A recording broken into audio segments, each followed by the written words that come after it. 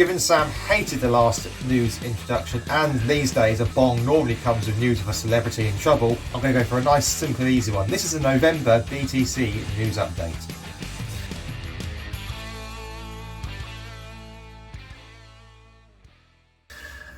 Hello and welcome back to the British Touring Car Podcast. It is December the 3rd today. It's about 5:30. So any news up till this point, we are going to cover you up and keep you up to date with.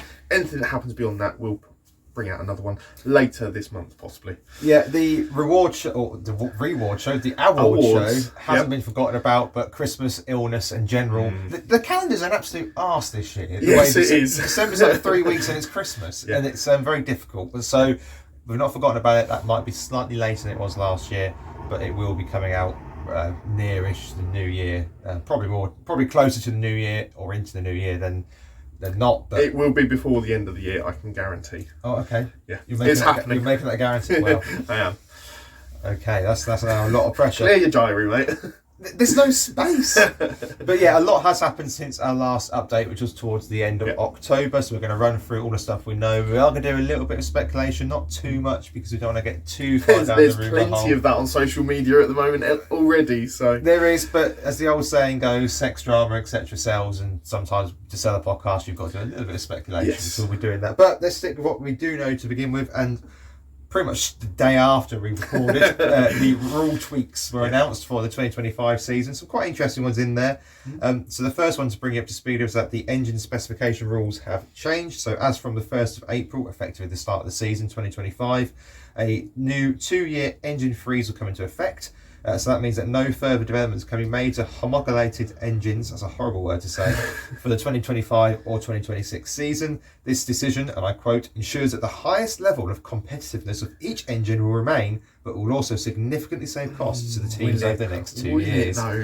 The quote didn't have "will it" though written in brackets. The only issue that I find with this is we know how strong that Hyundai engine certainly was last season, and how bullet quick it was in a straight line, and we know that some of the other engines aren't quite up to that standard. And I think if you bring in that freeze, we could see a 2-year period of dominance from one specific engine supplier. Absolutely, which doesn't necessarily promote competitive racing. No, I agree. It's for the homologated engines. So does that mean that if you're not a homologated engine, are you not using the token and you can carry on using? I don't know. I honestly don't know. I don't quite know. No. We'll see how it all pans out going into next season, and I'm sure on ITV they will do a clearer outline of what that all means. Yeah, personally I don't like freezing development of any car in any sport, because I think the whole point is that you develop the car as you go through the season. And actually, I know we're not an F1 podcast, but you look at the F1, look at the F1 this year, where the development war has been so interesting, from Red Bull dominating to not being able to take a win for months. Granted, it is more aero-based in F1, but there are still little tweaks and bits and pieces that can be made in touring cars as well. Particularly for your Ferrari 2017 with your weird engine fuel inlet that the FIA just secretly told you to stop using. Outlawed, that's done. Yeah, but no, this year in F1 you've seen the advantage of teams being able to develop throughout the season. You've seen, we haven't had a particularly close title battle because Max has won it so far in the season, but McLaren's coming on throughout the season. Mercedes have been there some races, Ferrari as well, and has actually made the sport more interesting than it has been in recent years. Moving on to tyres for 2025, it was mandatory for the 3 overall podium finishes in race 1 to run the hardest Goodyear compound available. This in race 2, as opposed to the top 10 from this year. Makes perfect sense to me. Do you think it's too fewer now, or do you think 3 is the right amount? I think 3 is the right amount. I think I quite like it. I mean, even with the possible, as we'll get on to, expansion of the grid, possibly. Yeah, but if you're going to make this as a rule, I don't like the rule per se. As we discussed in another 10 minutes, I think we did the tyres with. I think it could be handled another way. But if we are going to go down the route of making people have to take the tyre they finish in the top in a certain top finishing order, then the top 3 makes more sense than the top 10. We saw last year, I forget which round it was, it became basically a 2-class system, it was just silly. Snetterton, we saw that happen. Yeah, so I think 3 is better than 10, albeit I still don't like the idea of having to have that rule in place. I think it takes a little bit of the tactics out of it, and I think it will be interesting to see whether we see teams running in the top 3, or maybe even 2, 3, 4, because there are going to be some 4 cars and 4-car teams that the British are going to get to, swapping title contenders out of the podium places to give them the soft tyre for the next race. I think, we saw Huffy this year deliberately fall out the top 10 as not to have to take the hardest It's tyre. going to be the difference of 3 points. As long as the point system doesn't change, obviously, it's going to be the difference of 3 points between third and fourth. Yeah. And at the end of the season, if you can then go on to gain those points back in race 3 or race 2, basically, then it may well be worth it. Yeah, absolutely. I'm still not overly happy with this tyre, but we'll see how it works. I think it's got more chance of working with the top 3 than it does the top 10, because I think you generally, and without getting the comment section screaming at me, the best drivers finish in the top 3, whereas not necessarily the best drivers finish in the top 10, and therefore you're actually seeing their skill to maintain their position for race 2. That little caveat to all of that is that at Thruxton there's the usual exception that we'll only be using the hard tyres because soft tyres go bang and don't cope around the abrasive nature of the circuit. Next is the safety car procedure, which is quite interesting. I quite like this. So a new safety car procedure will be introduced to ensure, and I quote, a smoother, closer and safer restart to all sessions. Now, I've not seen an unsafe restart for a long time. But I don't think I have either. I think they would have been probably better going down the line of full course caution sort of things and VSCs. We've seen Code 60s used in other echelons of club racing throughout the UK. And I think that would be something that would be good to bring into the touring cars eventually. But yeah, so the current rules is the same as F1's. So when the lights go out on the safety car and it starts to peel away, the lead car becomes a safety car effectively, and it sets the pace. And we saw they can choose when to go. Yeah, how long they want to weave, when they want to try and put the foot down. But once they've accelerated, they can't then stop again. Once they go, that's it. They've got to go. The new rules will be that when the safety car lights are turned off, indicating it will accelerate away from the pack and return to pit lane, all the cars must cease weaving, braking and or accelerating and stay no more than 2 car lengths from the car ahead of them.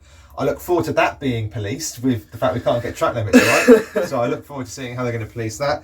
This is a little bit more akin to NASCAR restarts, and it's require the race leader to maintain approximately the same speed of the safety car when lights went out, which is also interesting.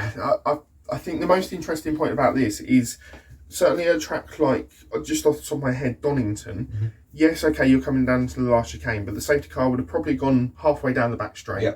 By the time you get to Redgate, you could have fairly cold tyres and cold brakes. Well, to add to this, the race leader is required to maintain approximately the same speed as the safety car was using when it extinguished the lights until the leader has passed the new restart point, which is designated each circuit, which hopefully alleviates some of that. Yeah. Once that's been passed... It's effectively a safety car line, the same sort of thing that you would get in F1. Yeah, once that's passed, they can accelerate back up to racing speed, and they cannot overtake until they pass the green flag at the control line. Yep.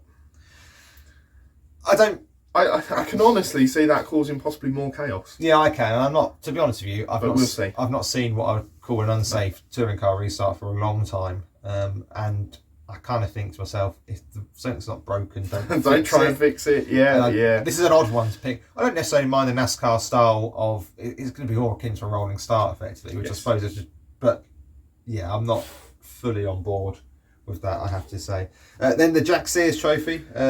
The eligibility rules for the competitors in the Jack Sears has also been tweaked. Drivers that have previously won the Jack Sears and or have scored more than one outright podium in the touring cars will not be eligible for the Jack Sears. So originally it was a podium, and it's a very small tweak. Yeah. When I originally read it, I thought, what's the change? But yeah, it is just the fact that there's that one. It has to be more than one podium. I don't know why. I don't understand that either, really. I think it makes more. I think it's even more bizarre that they allowed Osborne to run this year, having had a podium, but because he inherited it, it didn't count. Yes, I think that's what they're trying to clarify in this. But again, it's a weird one. Again, it's a weird one, isn't it? Yep. I don't fully understand that one. And then finally, qualifying format. I do quite like this one, actually. This makes sense. And actually, if we go back to start the season, I highlight this. This might be a problem. So, grid positions for cars that do not progress from both groups in the first part of the qualifying session will be changed. Those from Group 1 who do not progress into Part 2 will line up on the even-numbered side of the grid, and those in Group 2 on the other side, thus preventing a change in weather or track conditions having an adverse effect, which I think I said at the start of the season, that if Part A is wet and Part B is dry, it's unfair because you can't really handle that. And they have listened to me, which I'm very pleased to say. I've had a small part of the touring cars. You were the full driving force behind that. Yeah, and then the final thing to mention is that Alan Gow, as you may have seen, is the hybrid is gone and we're going to the sustainable fuel. And he also thinks that we can introduce hydrogen racing in the future. Now, given we couldn't get a push of a button, right? I'm doubtful to whether we can pioneer a brand new form that is not been used anywhere else, but we'll see. We'll see. The sustainable fuel is, however, a good step. If you want to, oh dear, maybe it's not. I'm amazed by his comments on it. He thinks that we'd hit possibly the limit for hybrid, which is why he almost... almost... a good season. It worked for one season. So he almost went like Jay from In-Betweeners, completed it, mate. Yeah, pretty much. And we'll move on to something else. Yeah, pretty much. When you've got a system that worked so well last season, I find it difficult to move on from that so quickly. Oh, I completely agree. I think it's nonsense. If you're going to develop the hydrogen power in the background, by all means, just like they did with hybrid. Yes, okay, it didn't work first of all when it came in, but the hydrogen fuel element is a completely different system to what we've got with hybrid. There were so many different variations that had to be ironed out with hybrid, whereas the hydrogen fuel cells and hydrogen powered engines is fairly on and off. I'll tell you what as well, if you thought the hybrid system was expensive, the hydrogen system I think would be crazy. But that's not, well, that is speculation further down the line because we're not there yet. What we have got this year is 100% sustainable fuel. Yes. So no fossil fuel, no fossil fuel element to the racing liquid that we'll be putting in the cars. Obviously Daryl de Leon tested it for 2 rounds towards the end of last season. Silverstone not so good. Brands Hatch, he was pretty good. So nice and competitive. Yeah, so I don't think we'll see a major drop off in car speeds using this. And it's an important step, whether you are, it depends which side of the climate debate you sit on. However, it's not a bad thing to find a more sustainable way to race, in my view anyway. As long as the racing isn't compromised by the fuel. I personally think that sustainable fuels have always been the route that F1 want to go down because they are an internal combustion engine. They want to stay with that sound, stay with that kind of smell and that aura that you have with the noise and everything that goes together. And I think the touring cars want to move towards that as well, rather than going down an electric route. I'd hate the touring cars to go electric. It's a way that we can keep the internal combustion engine and the noise and, as I say, the aura of it all still there. And I think the sustainable fuels is probably what we'll continue down for a long time. I know Gal was looking towards 2 to 3 years to get in hydrogen fuel power in there, but I'm not sure it will be necessary by that point. As I say, it is a bold move by a sport that couldn't get hybrid right. But there we go. Okay, into some other news on the grid nature. So we've had a few... Plenty has been happening. Yeah, but only a few actual driver announcements. Yeah. So Jake Hill is announced to be back at Team BMW with Laser Tools Racing, so he's going to stay on that side of the garage. That's what I'm looking for. Yeah. And they are looking to have a teammate as well. They've announced that they're looking to have that, and they have got, we'll get to TBL'S in a moment, but they've got the TBL'S for that to be in place. No great surprise to have Hill back there. Championship winning car, championship winning driver, back in the stable that he's won it in. Makes sense. Stability is as good as the rest. The only thing that I can see changing there is obviously him possibly having that teammate come in alongside him, and possibly some of the sponsorship on the car, because we know there are some deals going on behind the scenes, possibly involving LKQ and the Euro car parts side of things. Yep, another driver announced is over at Unlimited Motorsport. They're looking to become a 2-car team, and the first driver announced there is Maximus Hall from the Minis.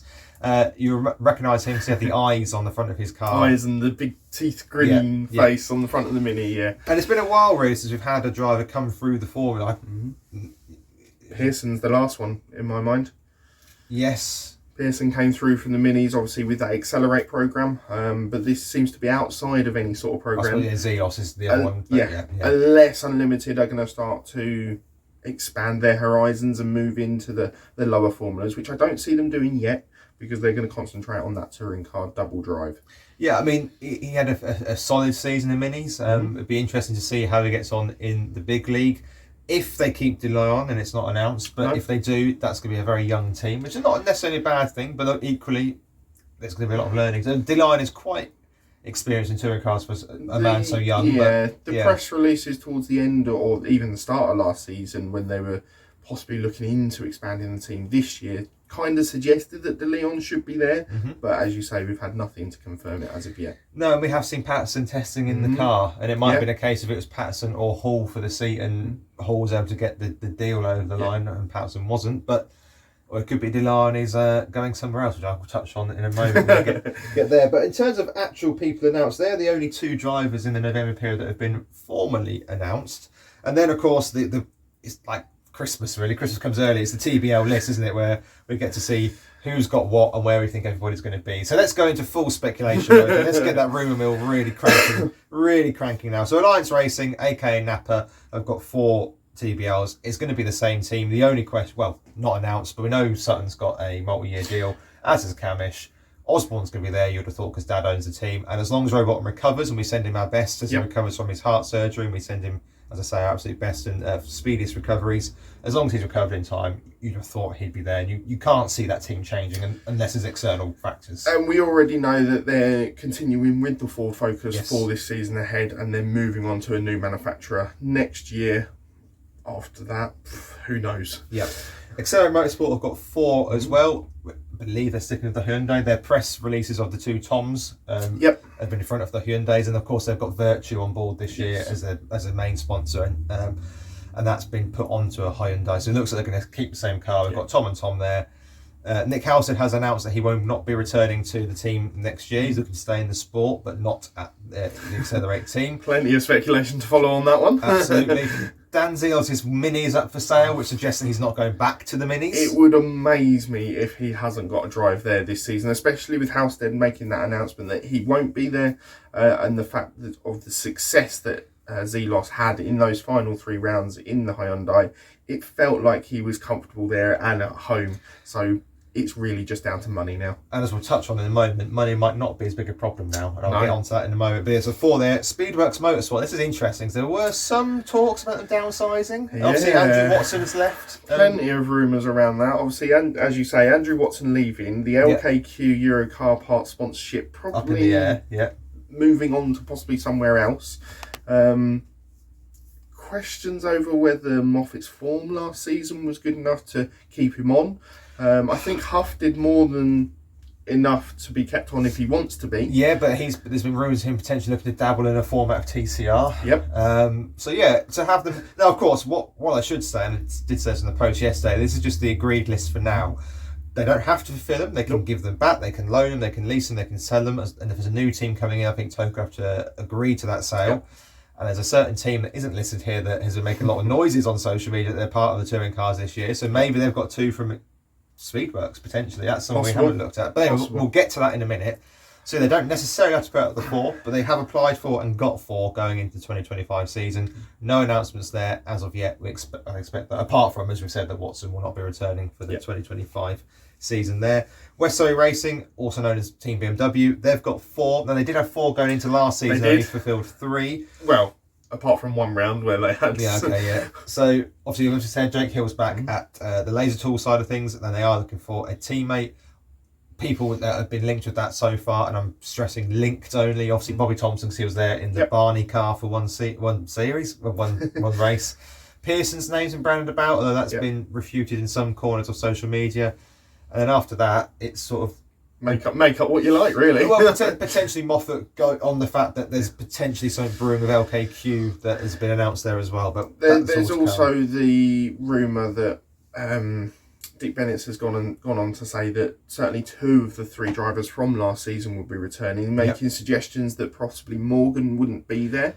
And where he goes, we don't know. He may go off to race classics with his father.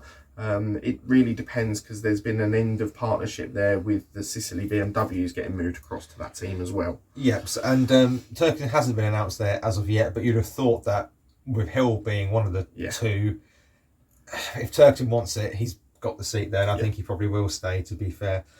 Slightly interesting, PMR have only gone for, again, on paper, have only gone for 2. I thought they might go back to 3. However, I suppose they have got on the horizon, and we say every year, that car has got a shelf life, not just because of how old it is, but because the regulations say it's got a shelf life. I think this is the last year they can run it. So do I. So, and what with Vauxhall closing down the Luton branch and not having a new shape Astra. I think it's more crucial that I think there is a newer shape Astra that they could use. However... Oh, there is. My apologies, there is. I believe the timing is going to fall quite nicely for those Fords to be available. And I don't think it would be a bad Yeah, that's Bad true. decision from Adam Weaver to possibly move in that direction, knowing how good a car that Ford has been for the last couple of seasons. Yeah, Aaron Taylor-Smith has announced he's there on his social medias. Second place not fulfilled. You'd imagine that if Dobble can get the funding together, he has put a social media post out saying he wants funding for the 2025 season. So I imagine if he can get that package together, we'll see Dobble there. But again, that is not confirmed. Then we go to Restart Racing, who obviously raced the Cupras last year with Sumpton and Smiley. Sumpton has left the team. He's announced that on social media. Yep. And the big news out of there is that they will not be racing Cupras this year. They've actually, yeah. Well, Accelerate had said last year they were open to the idea of becoming a customer team, and they've got their first customer.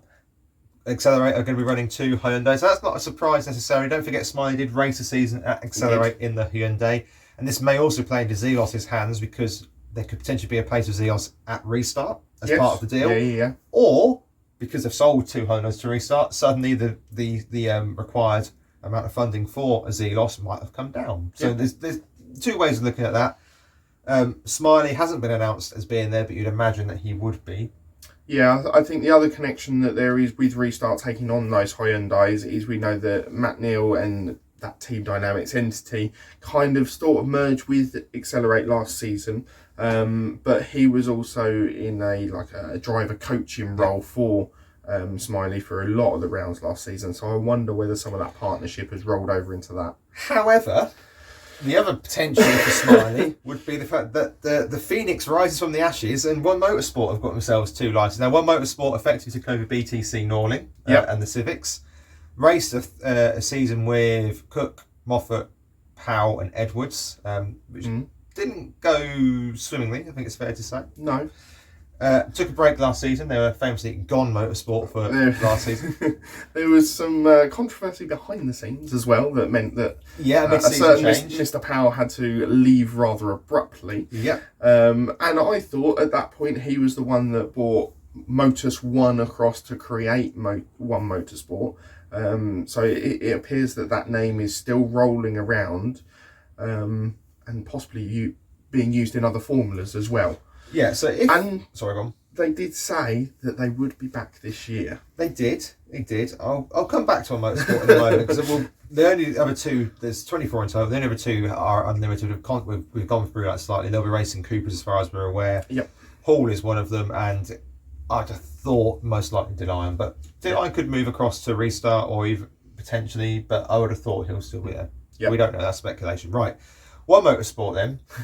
There's a lot of talk off the grid. There's a current team on LinkedIn of all places that are advertising the 2025 season. They've got a website. They're called Vortex Racing. Now, they're not mentioned in the TBL list because they've not got TBLs at the moment.